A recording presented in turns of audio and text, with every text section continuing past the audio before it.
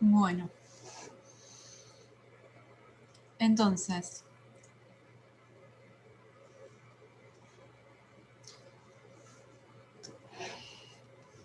bien, entonces, mutabilidad e inmutabilidad. Bueno, con este ejemplo, ¿sí? Sobre las leyes, ¿no?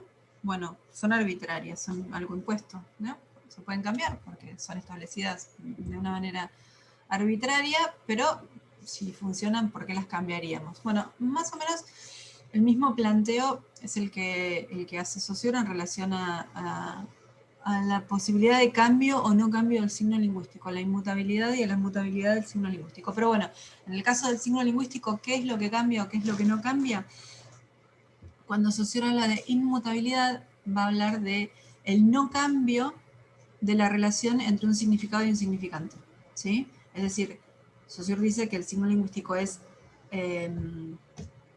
inmutable, ¿sí? Porque no va a haber desplazamiento en la relación entre significado y significante. Es decir, que siempre, siempre un significado, un mismo significado va a estar unido a un mismo significante, ¿sí? Y entonces, lo que garantiza esta inmutabilidad, o sobre lo que se sostiene esta inmutabilidad, es justamente la arbitrariedad. Y lo podemos comparar un poquito con el ejemplo que puse de las leyes. Saussure plantea, si no hay ninguna razón, si no hay ningún motivo para que un signo esté unido de determinada manera, ¿para qué lo cambiaríamos? Si no hay una razón para que la unión sea la que es, no vamos a encontrar una razón mejor para que la unión sea otra, para que la relación sea otra, ¿sí? Entonces, ¿para qué lo uniría? ¿Para qué lo cambiaríamos? Es decir, otro ejemplo. Si no hay ninguna razón para que recipiente, vidrio, plástico o lo que sea para tomar agua, ¿sí? Se una al sonido vaso, si no hay ninguna razón, no vamos a encontrar una razón mejor para cambiarlo, ¿sí? Eso como argumento fundamental para explicar la inmutabilidad. Y después Saussure plantea otras razones, y un poco acá volvemos también a la discusión del principio, ¿no? Dice, bueno, en realidad también es cierto que hay una cierta resistencia por parte de la masa hablante a los cambios. Yo no sé si Saussure hablaba, cuando hablaba de esta inercia, ¿sí? Esta resistencia al cambio, si hablaba de cuestiones con una, digamos, con una implicancia social y política como tiene, por ejemplo, en este momento el lenguaje inclusivo, ¿sí? No sé si hablaba de ese tipo de resistencia al cambio. Lo comentamos en la clase pasada, lo cierto es que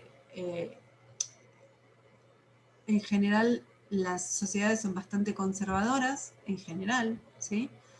Aún las más progres también son muy conservadoras, y en la lengua es por ahí donde más se nota, ¿no? Ese conservadurismo.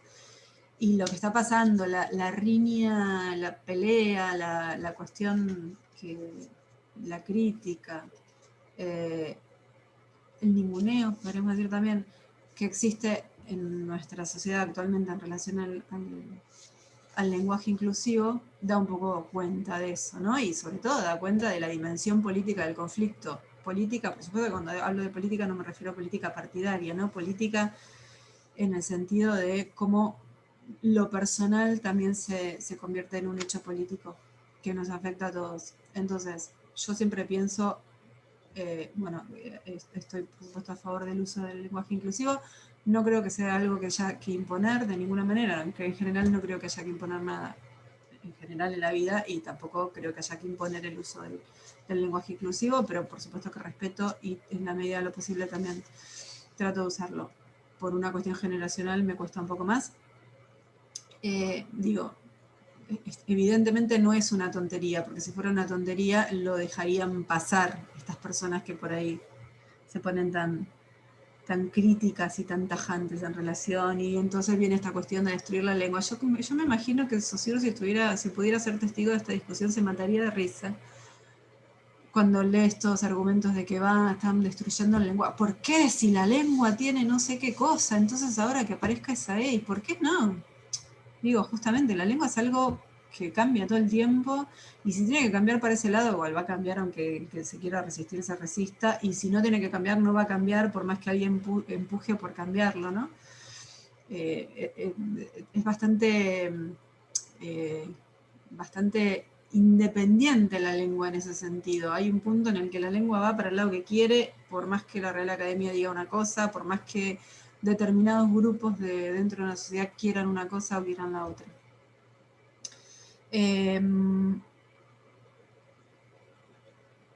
Pero bueno, evidentemente no es una tontería, porque si no, no generaría el ruido que genera.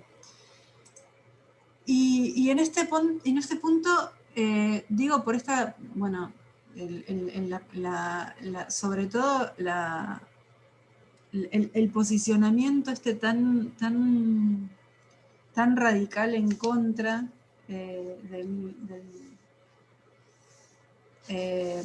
del uso de la lengua, del lenguaje inclusivo, que digo, ¿no? En general yo veo muchas manifestaciones en contra, o sea, quienes acusan o bardean directamente a quienes usan el lenguaje inclusivo. Nunca vi el mismo bardeo por parte de quien usa el lenguaje inclusivo a quien no lo usa. Digo, con esto no quiero decir que no haya feminismos por ahí cosas medio extremas del feminismo, que sobre todo desde donde se usa el lenguaje inclusivo, no solamente. Pero nunca había alguien que usa el lenguaje inclusivo bardear a alguien que no lo use de ninguna manera. Digo, ¿no? Como para empezar a tantear también de los puntos de vista. Y algo que también me parece que está piola plantear, y que tiene que ver con el lenguaje inclusivo, y que tiene que ver con muchas como denuncias que se hacen, sobre todo a través de las redes, ¿no?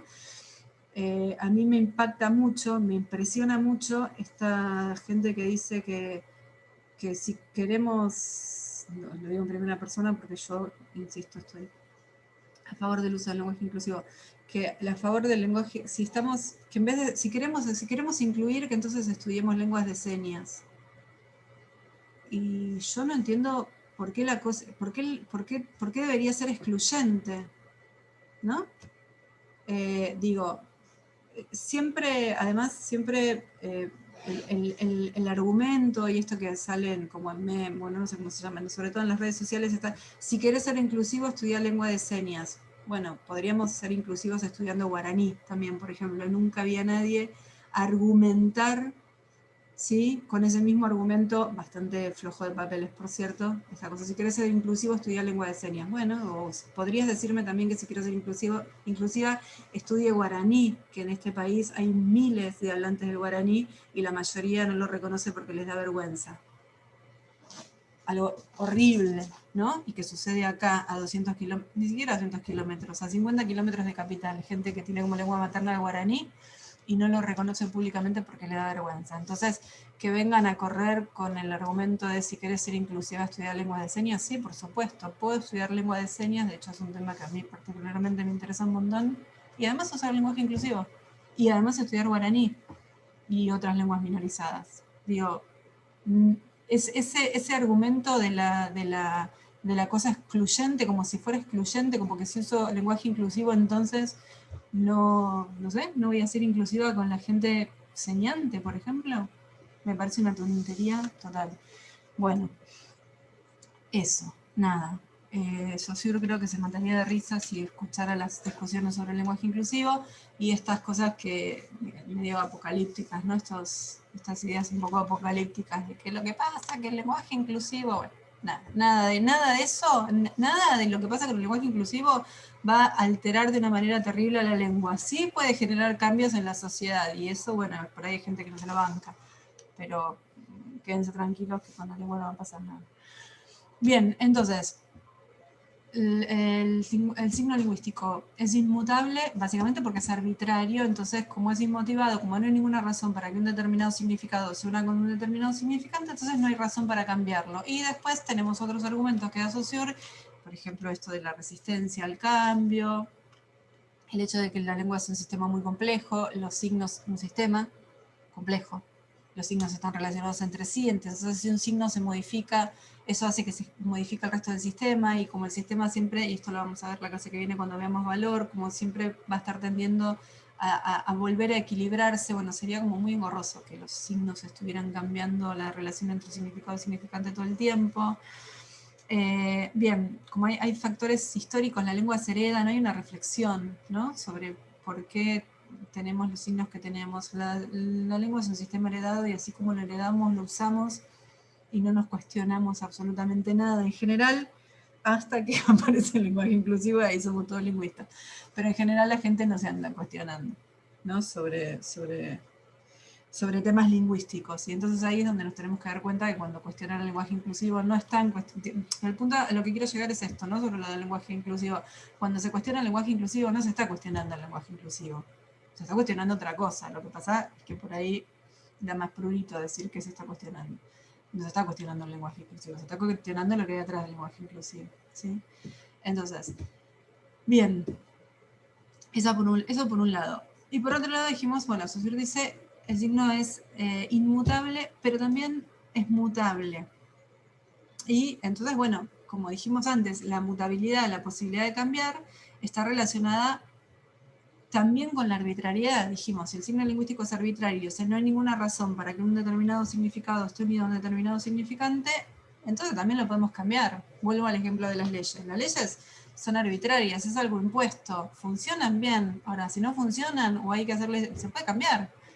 No es la naturaleza que no puedo modificar. Es algo creado por la sociedad, entonces se creó de una manera, si lo tengo que modificar lo puedo cambiar. Bueno, con el signo lingüístico para Saussure pasaría algo similar. Bueno, es inmotivado, es arbitrario, entonces puede ser de esta manera y también puede ser de otra manera, si es que por algún motivo esto tiene que cambiar. Y de hecho, somos testigos de los cambios. Bueno, no vamos a seguir vamos a meternos con un ejemplo muchísimo más fácil. Si yo les pregunto a ustedes por el concepto del signo navegar, ¿cómo definirían ustedes el concepto del signo navegar? ¿Qué es navegar? ¿Qué elementos conceptuales encontraríamos en el significado del signo navegar?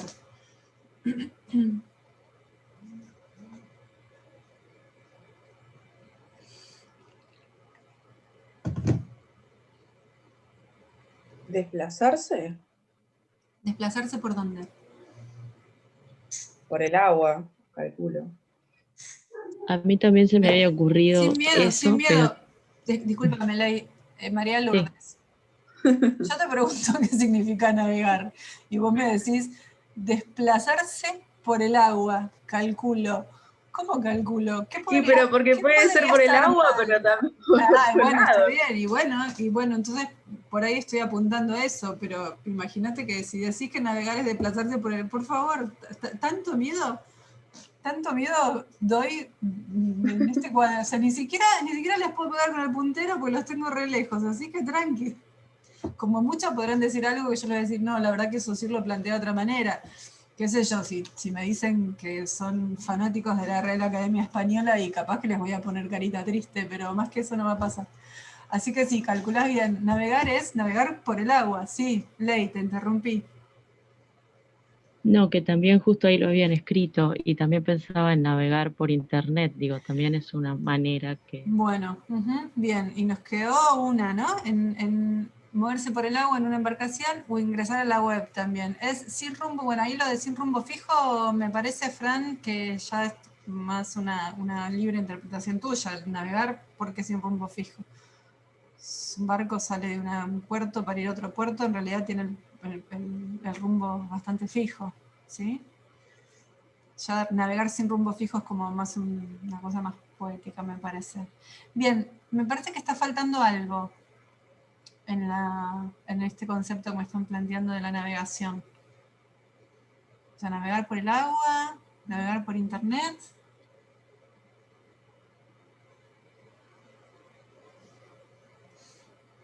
¿Qué sería como el tipo de palabra? Ponerle, no sé, que es un verbo, que es una acción. Es algo mucho más sencillo. ¿Por dónde navegamos?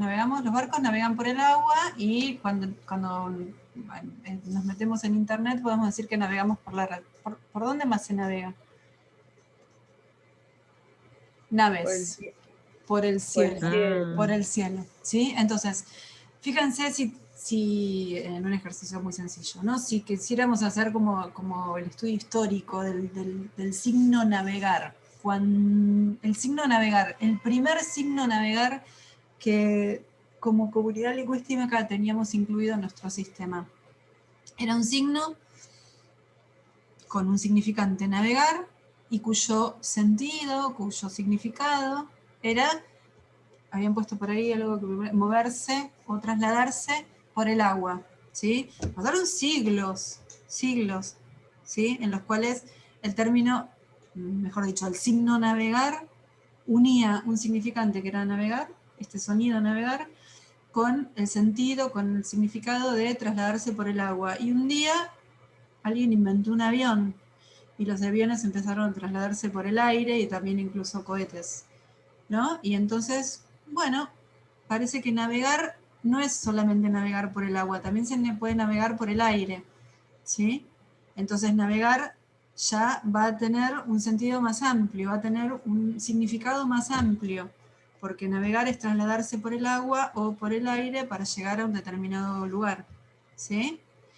Y si ahora pensamos en ese signo, vamos a decir, epa, pero pará, porque falta algo, porque navegar ahora es navegar por el agua, navegar por el aire, pero también se navega de manera virtual, por la red, ¿sí?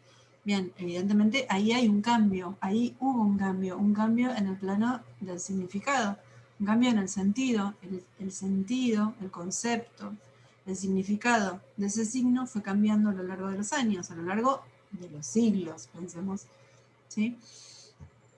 Entonces, por supuesto que Saussure sabía que esto pasaba, no es que no sabía, y de hecho por eso dice, bueno, en realidad el signo lingüístico no cambia, pero también cambia. Puede cambiar, ¿por qué? Porque es arbitrario. Entonces, como es arbitrario, así como navegar puede ser navegar por el agua, también puede ser navegar por el aire o navegar por la red, ¿sí? Ahora, ¿qué se necesita según Saussure para que haya cambio lingüístico? ¿Qué tiene que pasar para que haya cambio lingüístico? No tiene nada que ver con la Real Academia, con lo que la Academia acepte o no acepte. Para que haya cambio lingüístico, dice Saussure, tiene que operar de manera conjunta, tiene que haber dos factores que van a operar de manera conjunta. ¿Cuáles les parece, como es que lo leyeron, cuáles les parece que son esos dos factores que tienen que operar de manera conjunta para que haya cambio lingüístico? Un poco los nombramos con el ejemplo, de manera indirecta, pero los nombramos. ¿Cuáles son los factores que tienen que existir para que haya cambio?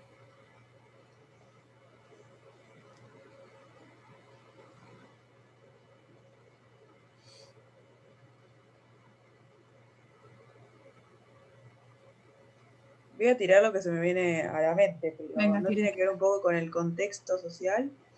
Bueno, tiene que ver con el contexto social y entonces de ahí voy a tomar uno de los factores que plantea Saussure, que dice que tiene que existir, que es que haya una masa hablante generadora del cambio. ¿Sí? Entiendo que cuando hablas de contexto social, esto, ¿no? Bueno, de pronto se navegaba por el agua, de pronto también se empezó a navegar por el cielo, digamos, hubo un cambio social, ¿no? Y de pronto se empezó a navegar por las redes y hubo un cambio, algo social que impactó entonces luego en la lengua.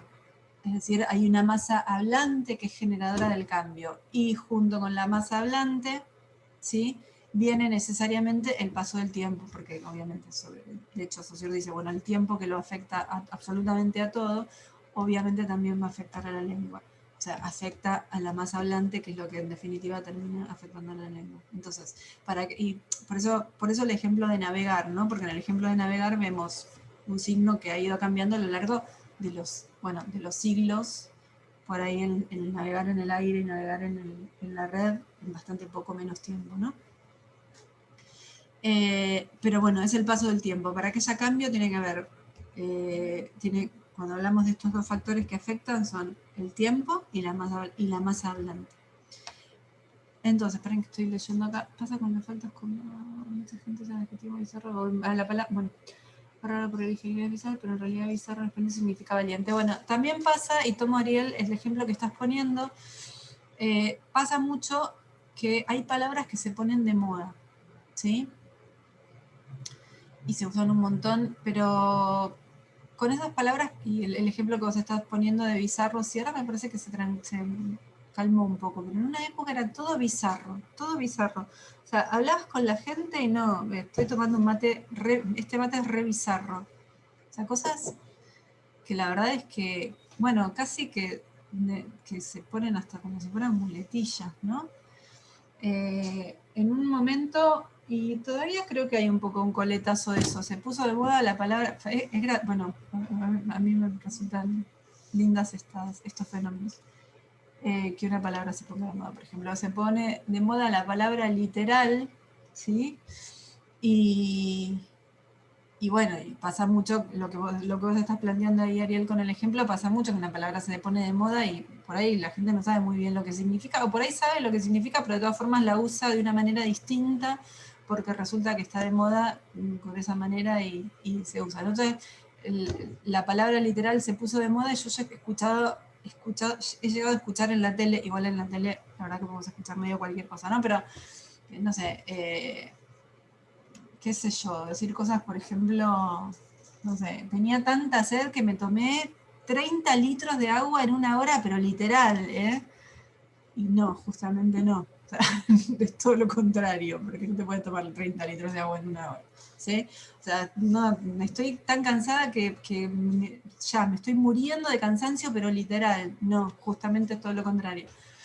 Bueno, nada, la palabra random es una de las últimas que metí yo en mi diccionario de palabras que se ponen de moda y esa también me relajé y dije, la voy a empezar a usar, no sé muy bien qué significa, me lo explicaron varias veces y hay algo también curioso que lo vamos a ver cuando veamos géneros discursivos, que muchas veces usamos palabras que no sabemos qué significan, pero las usamos bien, ¿sí? Bien en el sentido de cómo las usa el resto de la gente, y vamos a ver también por qué pasa ese fenómeno. Bien, ahora, esto que estamos comentando, lo de bizarro, lo que dije de literal, esto de random, son cuestiones que tienen por ahí más que ver con la moda que con el cambio, ¿sí? O sea, para hablar de un cambio lingüístico tenemos que hablar como de un proceso. Cuando hablamos del factor tiempo, estamos hablando, piensan en el ejemplo que puse de navegar, estamos hablando de siglos, ¿sí? O sea, Saussure plantea que para que haya un verdadero cambio, después que una palabra se use más que otra, que se ponga de moda, esos son fenómenos que tienen que ver con el habla, no con la lengua, ¿sí? Y un ejemplo de cambio de lo que Saussure, ¿sí?, llama cambio lingüístico, por ejemplo, como del latín pater pasamos a padre en castellano, pater, padre, ¿sí? Ahí ya tenemos un cambio no entre comillas, no en el significado, sino en el significante, ¿sí? De padre, que en castellano se convierte en, perdón, de pater, ¿no? Que en castellano se convierte en padre, ahí hay un cambio que no tiene que ver con el significado, sino con el significante, con la parte acústica del signo lingüístico, ¿sí? Por supuesto que después, si queremos ir un poquito más allá, sabemos que en los últimos siglos, sobre todo en los últimos años, también ha cambiado el significado de padre. Por ejemplo, todo lo que tiene que ver con lo biológico, ¿no? Antes la paternidad estaba casi exclusivamente vinculado a lo biológico y ahora el concepto de padre, como el concepto de madre, como el concepto de familia, cambió bastante. Ahí también vemos un claro ejemplo en cómo es la sociedad la que genera el cambio, ¿sí? Bien, entonces, mutabilidad e inmutabilidad, ¿son contradictorios? No, no son contradictorios. El signo lingüístico es mutable e inmutable a la vez. Es inmutable, ¿sí?, en un momento determinado. Si yo tomo la lengua en un momento determinado y estudio el sistema tal cual como está en ese momento, no voy a observar ningún tipo de cambio. Ahora, si pienso en la lengua, si pienso en cómo afecta el paso del tiempo a la lengua, ahí sí voy a observar el cambio. Entonces, Saussure lo que plantea es que en realidad son, tanto la inmutabilidad como la mutabilidad son fenómenos que tienen que ser estudiados desde dos disciplinas distintas. Y por eso entonces habla de lingüística sincrónica y lingüística diacrónica, que si no me equivoco y no me confundo con la comisión anterior, lo comentamos al principio, o alguien lo preguntó al principio, ¿no? Él va a decir, la lengua en un momento, en un recorte de tiempo, como si yo sacara una foto, si se pudiera sacar una foto de la lengua y analizo esto que veo, ¿sí?, ahí no voy a ver ningún cambio, porque está todo estático, una foto, ¿sí? Para analizar la lengua así, lo que voy a necesitar es una lingüística sincrónica, una lingüística que no tenga en cuenta el paso del tiempo y que solo le interese analizar cuáles son las relaciones que se establecen en un determinado momento entre las partes del sistema, entre los signos de ese sistema. La lingüística sincrónica se va a dedicar a eso. Ahora, si a mí me interesa estudiar, ver cómo evolucionan en el sentido de que cambian las lenguas, y si antes era pater y era padre, y por qué, y qué va a pasar después, y dentro de 100 años vamos a hablar de todes con toda la naturalidad del mundo o no, bueno, para eso necesitamos otra perspectiva, necesitamos una lingüística distinta, que es la lingüística diacrónica. Bien, y les pregunto, y ya con esta pregunta terminamos, ¿en cuál de estos dos tipos de estudio ubicamos a Saussure? ¿Qué hace él? ¿Toma una perspectiva sincrónica o toma una perspectiva diacrónica para estudiar la lengua?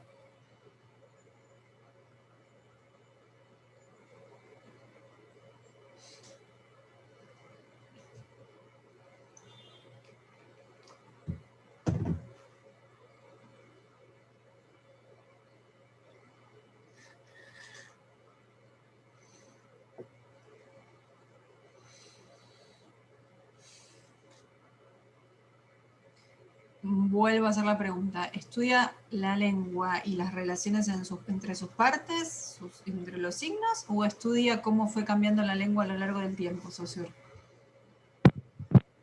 Me parece que es más sincrónica, como la primera. Hace un estudio sincrónico, ¿sí? De hecho, justamente lo novedoso de Saussure en su momento fue que él venía de tipos de estudios más históricos, de reconstrucción de lenguas del indoeuropeo, ¿sí?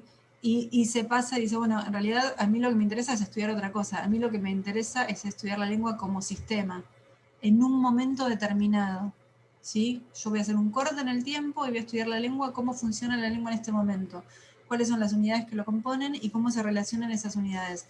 ¿Qué pasó antes? ¿Qué va a pasar después? No importa. Eso se ocuparán los que hacen historia de la lengua. A mí lo que me interesa es estudiar el sistema. Esto que estamos comentando nosotros, cómo es esta cuestión de la relación entre los significados y insignificantes, por qué un significado con un significante, cómo se relacionan entre ellos, qué tipo de relaciones existen entre los signos lingüísticos dentro del sistema. Él justamente toma una perspectiva sincrónica, ¿sí? En un contexto en el que la mayoría de los estudios lingüísticos tenían una perspectiva diacrónica, es decir, que lo que hacían era tratar de ver cómo eran las lenguas anteriormente, un estudio histórico de la lengua. Bien, entonces, vamos a dejar acá. Para la clase que viene nos queda el apartado de valor lingüístico, que lo vamos a simplificar porque es bastante complejo y no nos interesa profundizar demasiado, así que vamos a trabajar con el concepto de valor de manera bastante general, y bueno, así que léanlo, y si tienen dudas de todo lo que hemos hecho hasta ahora, dicho hasta ahora, visto hasta ahora, tráiganlas entonces la clase que viene, que no va a ser el lunes porque es feriado, sino que va a ser el jueves, y ya el jueves también les voy a dar una consigna pequeñita como para hacer un trabajo práctico, quizás se los había anticipado la clase pasada, para que veamos cuestiones que tienen que ver con el tema en sí, pero también para que veamos algunas cuestiones de escritura ya pensando en los parciales y en el final. ¿Estamos? ¿Preguntas? ¿Comentarios? Bueno, entonces, si les parece, nos vemos el próximo jueves acá mismo en el mismo link. Que tengan buena semana, que tengan lindo fin de semana largo, cuídense y nos vemos el jueves que viene. Chao, profe. Chao. No, profe, gracias. De nada, gracias a ustedes por participar.